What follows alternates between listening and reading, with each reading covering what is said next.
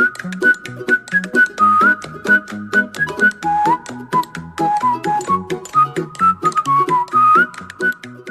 to connect the arcade joystick to the computer. Plug the USB port into the computer host. Then click the mode key. The light in the upper left corner is always on. Connection successful. Open Play Space. Enter the game. Click the change button in the lower left corner. Click the joystick handle again. Select the key that needs to be changed. Then click the corresponding key position on the joystick to change it. The same setting as others.